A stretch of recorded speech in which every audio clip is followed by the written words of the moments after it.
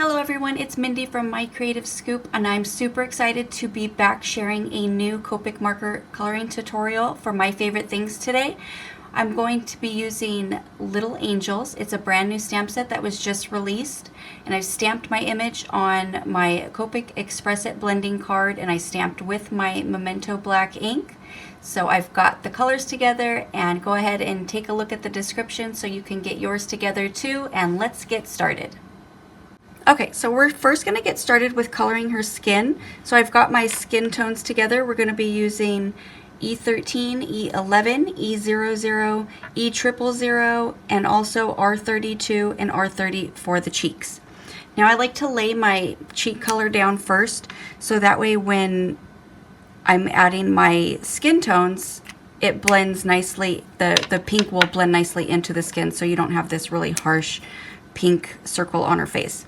So I took my R32 and made a little dot on each side, and now I'm taking my R30 and I'm just going to go directly over it in a little circular motion to blend it out to soften up that R32. Now I'm going to take my E13 and I'm going to add a little bit of a shadow to the shadowed areas. Now the shadowed areas are going to be right underneath her hairline and then a little bit back behind her cheeks where her head, so her head looks round. So we want to give that roundness appearance, so we want a shadow from the back.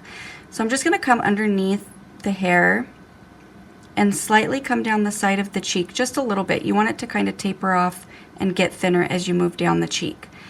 Then I'm going to come up along this side underneath the hair over on that side, and then also we're going to, since there's not a whole lot of skin tone showing, we can go ahead and color the little bits of the feet and the hands. Usually I like to color in sections so that way I can get that blend while my ink is still wet. So I'm just going to add a little bit of a line underneath her face, underneath her chin, onto her neck, and also just the parts that's coming out of her sleeves, so just right at the base of her wrist. And the same thing down by her feet, just right where her dress stops. And then we're going to take the E11 and I'm just going to come out just a little bit more. So we're just going to push the ink out so that way we're erasing or blurring out that line from the E13. We want to soften up that line so that way we get those colors moving and blending out. Then I'll add a little bit of color underneath her neck, and the same thing coming out just a little bit more on her hands and on her feet. So there's not that much room left over for any more layering after we do the E00 on the hands, but that's okay. You can go ahead and just fill it in, or if you still have a little bit of room for the E000, then great, go ahead and add that after we're finished here. So I'm going to take my E00 and again come out just a little bit more, and you want to go directly over that cheek color so that way it blends it out and it softens it up. A little bit more onto her neck, and then fill in the rest of her hands if you barely have any more room, and the same with her feet. So now I'm going to take my E000 and I'm going to blend out starting where we left off with the E00 and really get that good blend so there's no harsh lines in between the two colors. And then once you have that blended out, go ahead and do one swipe over to fill in the rest of her skin. And the same thing with the neck.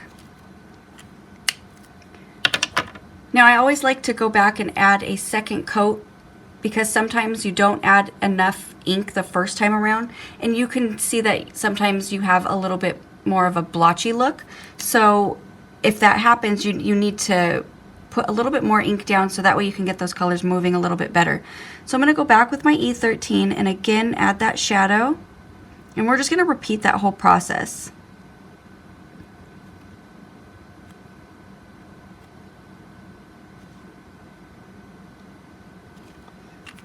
And again with the E11.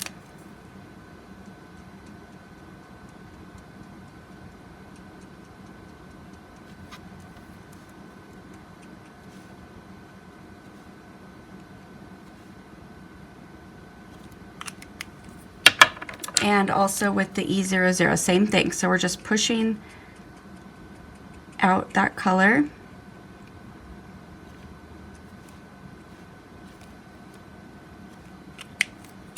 And one more time with that E000.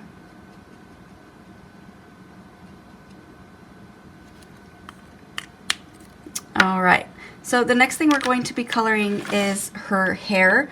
So I'm using my E41, E42, and E43. It's a light brown, but if you add less of the E43, then it could actually go for more of a blonde. So I'm going to start with my E43. And I'm just going to go right at the base of her bun and make a little bit of a shadow and then come up a little bit. And then I'm going to just follow the lines that are already there and just create a little bit more texture for her hair. So we just want to add a little bit more lines so that way her hair will really resemble hair. And the same thing right here. So I'm underneath the little flower in her hair. I'm just going to add a shadow directly under that, and then we're going to add a couple more lines. So I'll trace this one and then come down on this side. Same thing over here. I'm going to add that shadow directly underneath that little flower, and then I'm going to follow these lines that are already there, and then I'm also going to create some.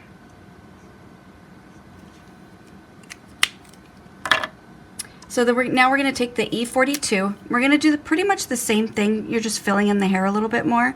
So I'm going to continue making those lines a little bit longer that we used with the E43. And we just want to, you could go ahead and add a couple extra. I like my hair to look really almost like a, I guess, real streaky at first, because then it really starts to resemble hair once you finish it. So you have that hair texture. So now I'm going to take my E41, and I don't want to blend out all those lines that we just created. I want those textures to still be there. So I'm just going to take the E41 and lay my marker down, and I'm just going to brush it over very lightly, filling in the rest of the white areas. But that way you can still see those lines that we created with the two other colors. So that way you still have that texture. We're not blending out these colors. Now we're going to go back to define them a little bit more. So I'm going to take my E43 and I'm going to deepen that shadow just a little bit, and then also go back down those lines that we created and the lines that are there, just to give it a little bit more definition.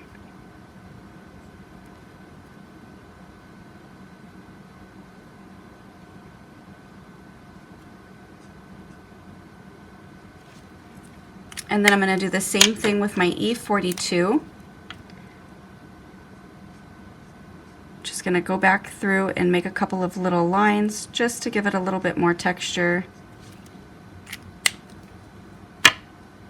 And there we have it. So she has some texture to her hair. We can see the little strands that we've created. So let's go ahead and get started on those wings. Okay, so I want the wings to be white, so we're not going to be coloring them in fully. We're just going to give them a little bit of a shadow using our grays. So I'm going to be using N3, N1, and N0. We're going to start with the N3, and I'm just going to come along the bottom parts of the wings just on one side. So it's going to be a little thicker here, and then it's going to kind of taper off as you get down to the bottom. So on each of these little scallops at the bottom of the wings, we're just going to go ahead and add this little shadow. And then also right behind her, I'm going to add a little bit of a line and a little bit underneath her arm. So we're going to do the same thing over here. And then also along the bottom parts. A little bit up here.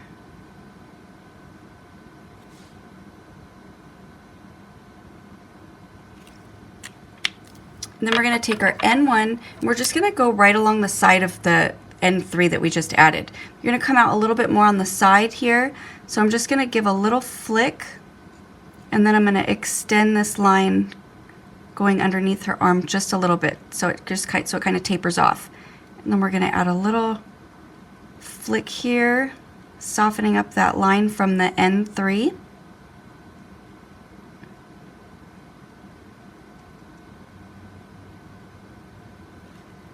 And the same thing over here.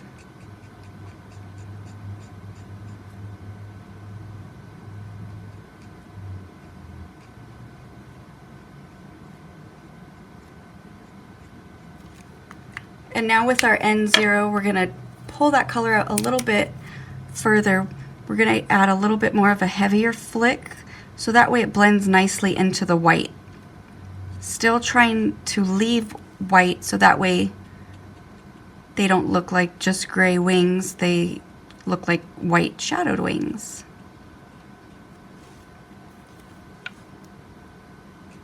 So we'll do the same thing over here.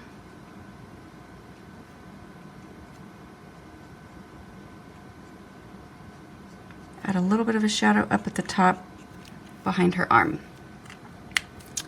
Okay, so now we're going to go ahead and color her little flower up in her hair. We're also going to be coloring that white. So again with the N3, right at the base of the petal, we're just going to add a little bit of color on each little petal. And then I'm going to take my N1, come out just a little bit more.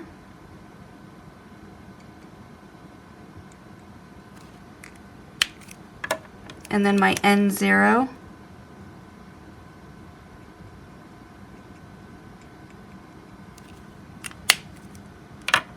All right. Let's go ahead and take the E42 back out and just fill in the center there. Too small for any shading. So we're going to go ahead and get started on coloring her dress and creating those really deep pleats. Okay, so I've come up with this color combo because I wanted a blue-green, but I didn't want it too blue-green and I didn't want it too blue. So we're actually going to be mixing some colors today. I'm going to be using my B93, B91, BG11, BG10, and BG0000.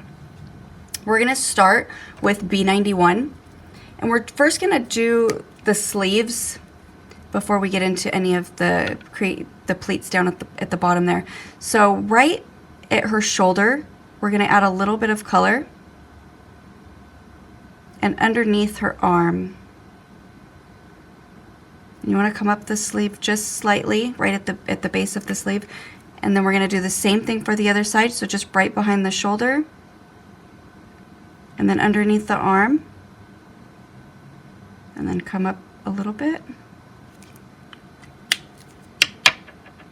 Now we're going to take our BG11, and we want to go directly over this color because we want this blue to still be on the bottom part, but we underlying the the bottom of her dress. But when you cover it up with the BG11, it's going to give it a different shade. So go directly over that B91.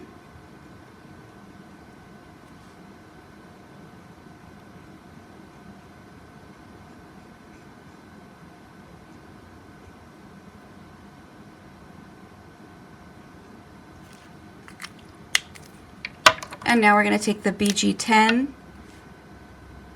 and we're going to flick, filling in the sleeves just a little bit more with each new color.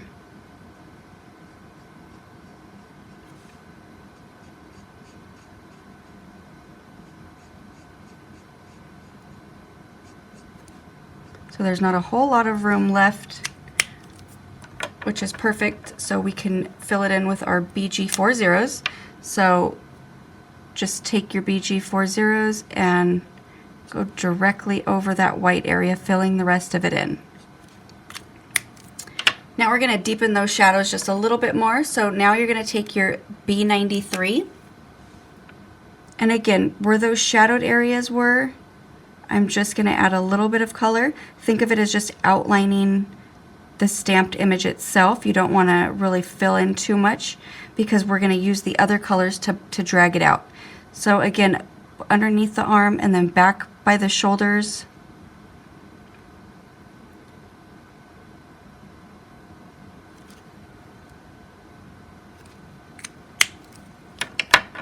And then I'm going to take my B91 and we're going to flick out that B93 a little bit.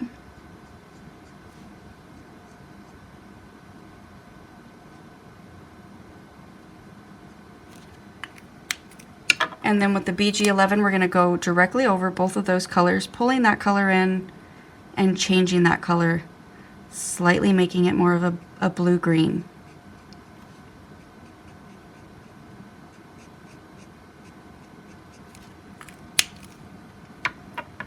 And then I'm going to take my BG10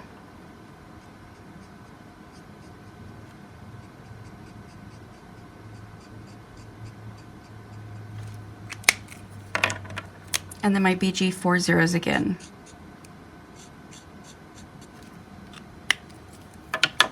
Okay, so her sleeves are finished. Now we're going to go ahead and start doing the pleats down at the bottom. So we're going to go in that same order. So we're going to start with our B91, and we want to, this curve that's right here that the illustrator has done, we want to follow that. We don't want to just go straight up because it's not going to match. So we want to follow that flow of the dress so that way it'll look more believable.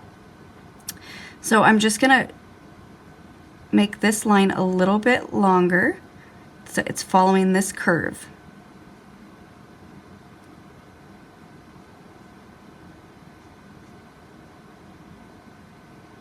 I'm going to go up a little higher on those. Now we're going to take the BG11 and we are going to just come up a little bit higher. Since we're mixing the colors, I'm going to go directly over the entire B91 that we did, but I'm going to, since this color is lighter, I want to drag it up a little higher. So when you're doing pleats, that's, I guess, the key. You want to drag the color up a little bit higher with each new lighter color so that way it starts to fade and into the dress, so that way you have that pleat.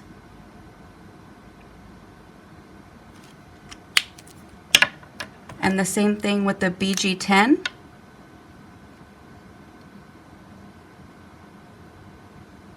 So as you notice that I started to come in the pleat a little bit more. So I'm filling this part in, coming up along the side. And then as I get towards the top, I'm going thin. So you want to start filling in the pleats a little bit more down here at the bottom. And then as you come up to the top, you're going to get thinner.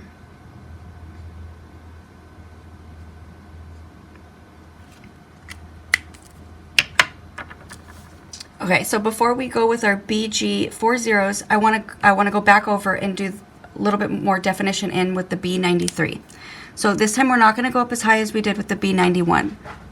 Hang on one second. Okay, sorry about that. So you're going to take the B93 and you're going to come up just a little bit. That's it. So you want to start at the outline and then give it a little flick, and wherever you stop, that's where you stop, because we're going to pull it up higher with another color.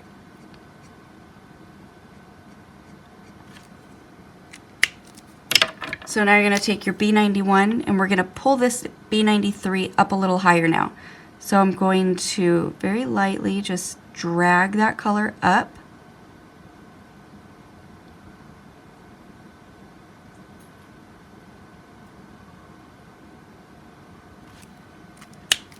And then we're going to do the same thing with the BG11. So I want to go over the B93 and the B91. I'm going to come in a little bit more on the inside part of the pleat, and then it's going to get thinner as you move up.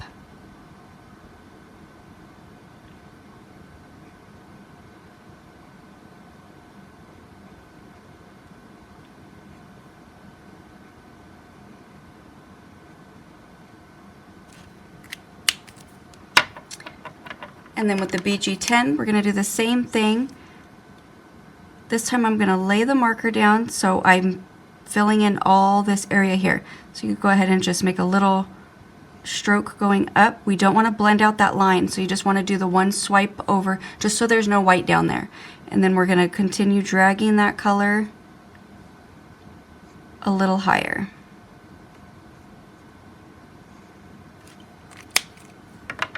And now we're going to take the BG0000, so 4 zeros, and I'm not going to go down here because once I add the lighter color down here, the BG40s is going to try to replace this color, and it's just going to push it out. And that's where a lot of people, where I've gotten a lot of emails of people trying to do that, and then it starts, you can't see the line down here because all the ink just starts to spread, and we don't want that. We dragged all that up, we really defined it, so now we want to kind of go back where we first started with that BG10, right about in this area, and continue that line going up just a little bit, just so it fades into the top part of the dress, because this color is extremely light.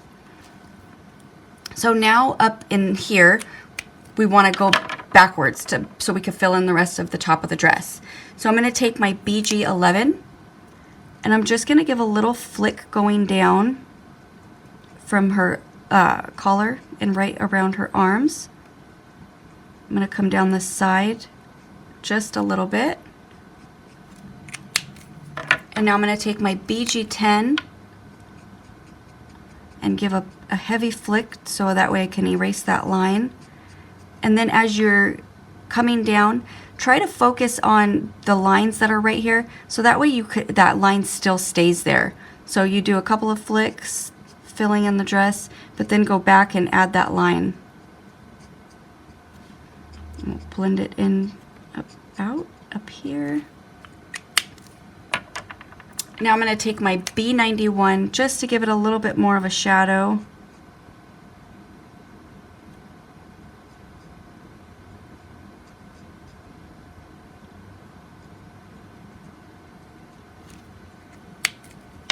And then again with my BG11.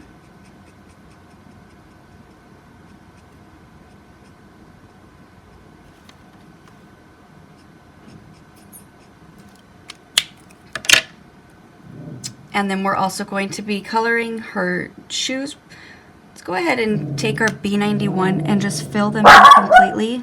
Sorry about that. So I've colored the shoes in completely with my B91, and now I'm going to take my BG11, and there's no room for shading, so I'm just going to go directly over that B91 just to give it that blue-green color. Alright, so she's all ready to be die cut and placed on our card. Okay, so here is my finished card. I cut out the angel with the little angels coordinating dies, and I've also used the new My Favorite Things Candyland 6x6 paper pack. And as you can see, the blue, it was what I was trying to mimic, that same color. That's why I mixed the different shades of blue with the blue greens. So I've also cut out this really, really adorable snowflake window using the new snowflake window die from My Favorite Things. So I hope you enjoyed this month's video. I will see you again next month. Have a wonderful day.